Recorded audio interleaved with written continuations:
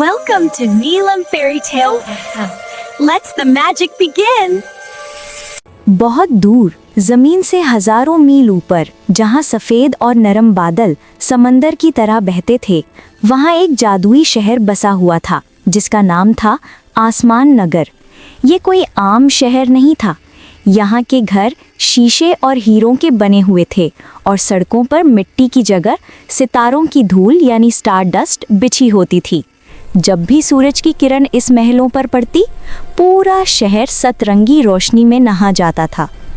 इस शहर के बिल्कुल बीच में एक सबसे ऊंची जगह पर एक बड़ी सी और खूबसूरत इमारत थी जो सितारों वाली बेकरी यानी द स्टार बेकरी के नाम से मशहूर थी। ये बेकरी किसी गुलाबी केक जैसी लगती थी। इसकी छत पर बड़े बड़े क्रीम के डिज़ाइंस बने हुए थे और खिड़कियां टॉफ़ी की तरह चमकती थी। इस बेकरी की मालकिन और यहाँ की सबसे प्यारी हस्ती थी शहजादी तारा। शहजादी तारा आसमान नगर की सबसे मशहूर परी थी। वो बिल्कुल बार्बी डॉल जैसी दिखती थी। उसके बाल सुनहरी यानी गोल्डन थे जो हवा में लहराते तो उनसे खुशबू आती थी। उसकी आंखें नीली झील जैसी गहरी थी और वो हमेशा एक चमकता हुआ गाउन पहनती थी जो रंग बदलता रहता था, कभी हल्का गुलाबी, कभी आसमानी नीला। उसके हाथ में एक चांदी की मैजिक वॉन्ड यानी जादुई छड़ी होती थी जिसके किनारे पर एक असली सितारा लगा हुआ था। तारा का काम सिर्फ केक बनाना नहीं था, वो मीठे ख्वाब बनाती थी। हर रात वो और उसकी नन्ही सहेली परियां मिलकर ऐसे कपकेक्स, मैक्रोन्स और पेस्ट्रीज बनाती थी जिनमें खुशी का पाउडर, चांदनी का रस और इंद्रधनुष यानी रेनबो के रंग मिलाए जाते थे। फिर जब ज़मीन पे बच्चे सो जाते तो तारा अपनी बेकरी की खिड़की खोलती और इन केक्स की मीठी खुशबू को हवा में उड़ा देती। ये खुशबू ज़मीन पर सोते हुए बच्चों की नाक तक पहुंचती और उन्हें परियों, खिलौनों और चॉकलेट की दुनिया के ख्वाब आते। तारा अपनी बेकरी और अपने काम को लेकर बहुत संजीदा थी। उसे हर चीज़ परफेक्ट चाहिए होती थी। उसकी बेकरी में ज़रा सा भी दाग या धूल का निशान नहीं होना चाहिए था। उसकी दुनिया में सिर्फ रंग, रोशनी और चमक की जगह थी। एक दिन दोपहर का वक्त था। आसमान नगर में जश्न ख्वाब की तैयारी चल रही थी। ये साल का सबसे बड़ा दिन था जब तारा को सबसे बेहतरीन और पावरफुल ख्वाब बनाने थे। तारा अपनी रसोई यानी किचन में मसरूफ़ थी। उसका प्यारा सा पालतू जानवर मिश्री, जो एक छोटा सा सफ़ेद खरगोश था और कॉटन कैंडी जैसा लगता था, इधर उधर फुदक रहा था। तभी बेकरी के दरवाजे पर लगी हुई सुनहरी घंटी बजी, टिंग टोंग। तारा ने मुस्कुराते हुए दरवाज़ा खोला, ये सोचते हुए कि कोई नई परी खुशबू लेने आई होगी। लेकिन दरवाज़ा खुलते ही उसकी मुस्कुराहट गायब हो गई। सामने एक अजीब सी औरत खड़ी थी। वो बाकी परियों जैसी बिल्कुल नहीं थी। ना उसके कपड़े चमक रहे थे, ना उसके चेहरे पर कोई ग्लो था। उसने एक पुराना धुंधला सा सुरमई रंग का लिबास पहना हुआ था जो फटा हुआ लग रहा था, जैसे किसी तूफान से गुजरा हो। उसके पंख भी टूटे हुए और बेजान लग रहे थी, जैसे सूखे हुए पत्ते हों। उसके आसपास एक अजीब सी खामोशी और धुंध यानी मिस्ट थी। उसका नाम था परी धुंध। धुंध ने अपनी नीची नज़रों से तारा को देखा और अपनी धीमी खरखराई आवाज़ में बोली, शहजादी तारा, क्या मुझे थोड़ा सा बचा हुआ केक मिल सकता है? वो टुकड़े जो जल गए हो या टूट गए हो, मुझे भूख लगी है। तारा ने नाक सिकोड़ी।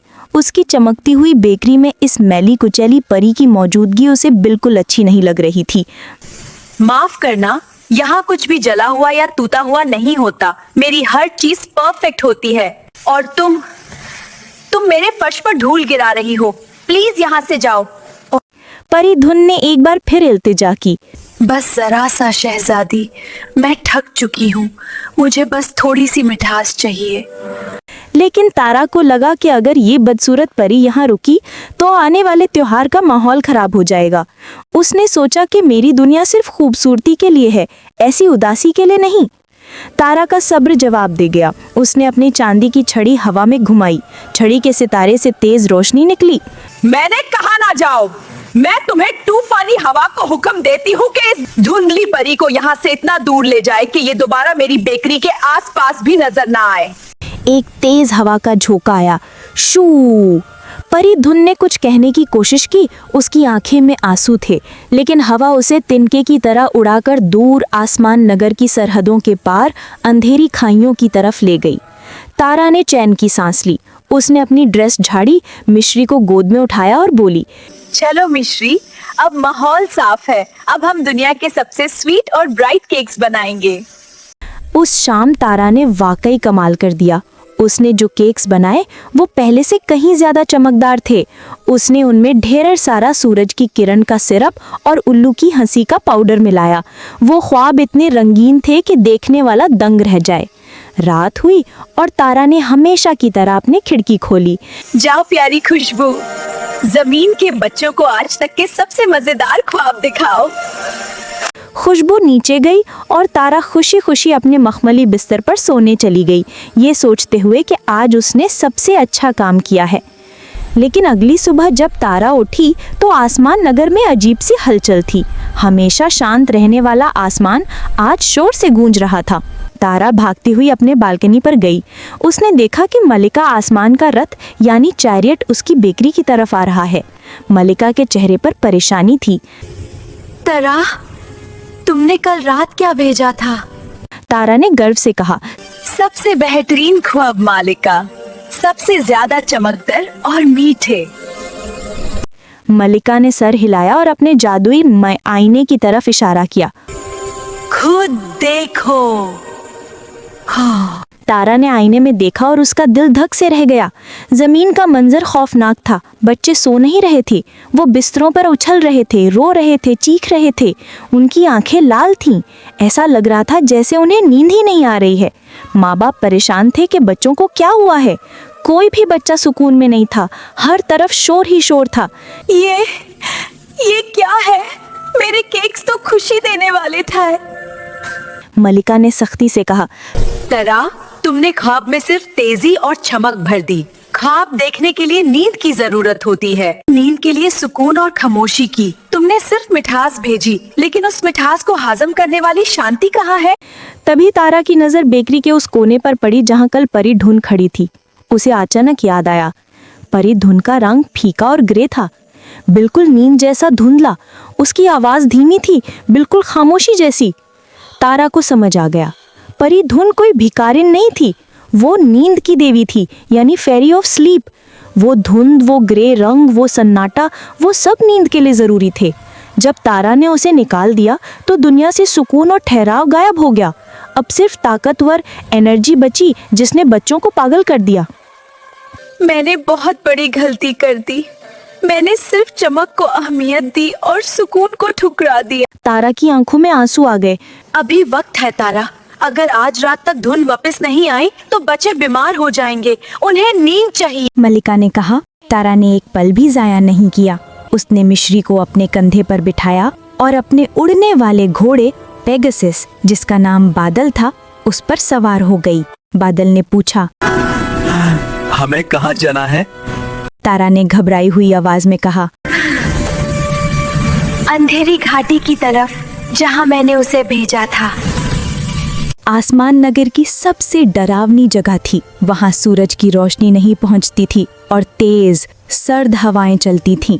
तारा, जो हमेशा नरम और गर्म मौसम में रहती थी, उसके लिए ये सफर मुश्किल था। उसका चमकदार गाउन हवा से फटने लगा, उसके बाल बिखर गए और ठंड से वो कांपने लगी, लेकिन वो रुक नहीं सकती थी। काफी देर ढूंढने के बाद उसे एक पत्थर के पीछे किसी के रोने की आवाज सुनाई दी। तारा वहां उतरी। वहां परी धुंध एक छोटे से गोले में सिमट कर बैठी थी। वो ठंड से ठिठुर रही थी और उसका रंग और भी ज्यादा फीका पड़ गया था। तारा दौड़कर उसके पास गई। परी धुंध। धुन ने डर कर सर उठाया। शहजादी, शहजादी, आप यहाँ? क्या आप मुझे और दूर भेजने आई हैं? तारा का दिल टूट गया। वो घुटनों के बल बैठ गई और अपने गले से अपना सबसे गर्म और चमकता हुआ स्कार्फ उतारकर धुन के कंधों पर डाल दिया। नहीं धुंध, मैं माफी मांगने आई हूँ। तारा ने रोते हुए कहा, मैंने सिर्फ बाहर की चमक देखी, मैं तुम्हारी अंदर की अहमियत नहीं समझ पाई। तुम्हारे बिना मेरी बेकरी बेकार है। तुम्हारे बिना मेरे ख्वाब जहर है। प्लीज धुन वापस चलो, दुनिया को तुम्हारी खामोशी की जरूरत है। परी धुन ने तारा की आंखों में सच्ची शर्मिंदगी देखी। उसने धीरे से मुस्कुराने की कोशिश की। जैसे ही वो मुस्कुराई, उसके ग्रे पंखों में से एक हल्की सी नरम सुकून देने वाली नीली रोशनी निकली। हर रंग का अपना मकसद होता है शहजादी, धुन ने नरम आवाज में कहा। चमकने के लिए अंधेरे की जरूरत होती है और झकते रहने के बाद सोने की। तारा ने उसका हाथ थामा। मैं समझ गई हूँ। चलो अब हम मिलकर काम करेंगे। दोनों वापस आसमान नगर पहुंचे। शाम होने वाली थी और तारा के पास नए केक्स बनाने के लिए बहुत कम वक्त था। इस बार तारा ने अकेले काम नहीं किया। तारा ने बर्तन में खुशी का पाउडर और सितारों की रोशनी डाली। फिर उसने धुन की तरफ देखा। परी धुन ने अपनी छड़ी घुमाई और बर्तन में बादलों की नरमी, हवा की लोरी और सुकून भरा सन्नाटा मिलाया। केक का बैटर जो पहले सिर्फ ब्राइट पिंक था, अब उसमें हल्की सी लैवेंडर और ग्रे रंग की लहरें यानी स्वर्ल्स बन गई थीं। ये देखने में पहले से भी ज्यादा खूबसूरत लग रहा था, जैसे शाम के वक्त का आसमान। जब केक्स बेक हुए तो उनकी खुशबू में तेजी नहीं थी, बल्कि एक ऐसी महक थी जिसे सूंघकर इंसान की आंखें खुद ब खुद बंद होने लगें। रात हुई। तारा और धुन ने मिलकर खिड़की खोली। इस बार जब खुशबू जमीन पर गई तो जादू हुआ। जो बच्चे रो रहे थे और उछल रहे थे, वो अचानक शांत हो गए। उनकी पलकें भारी होने लगीं। माँओं ने देखा कि उनके बच्चे मुस्कुरा रहे हैं और गहरी नींद में जा रहे हैं। शोर खत्म हो गया और पूरी दुनिया में एक मीठा सा सन्नाटा छा गया। मलिका आसमान ने ये मंजर देखा और खुशी से मुस्कुराई। उस दिन के बाद से सितारों वाली बेकरी बदल गई। अब वहाँ सिर्फ चमकदार परियां ही नहीं आती थी। तारा ने दरवाजे पर लिख दिया था, यहाँ हर रंग और हर शक्ल का स्वागत है।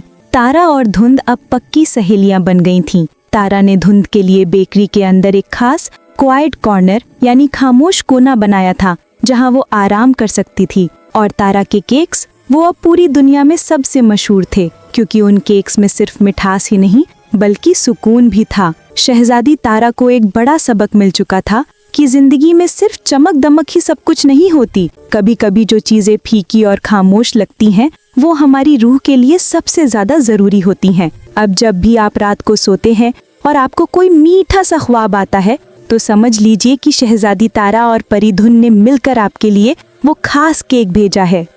Please like, share and subscribe and hit the bell icon for more magical stories.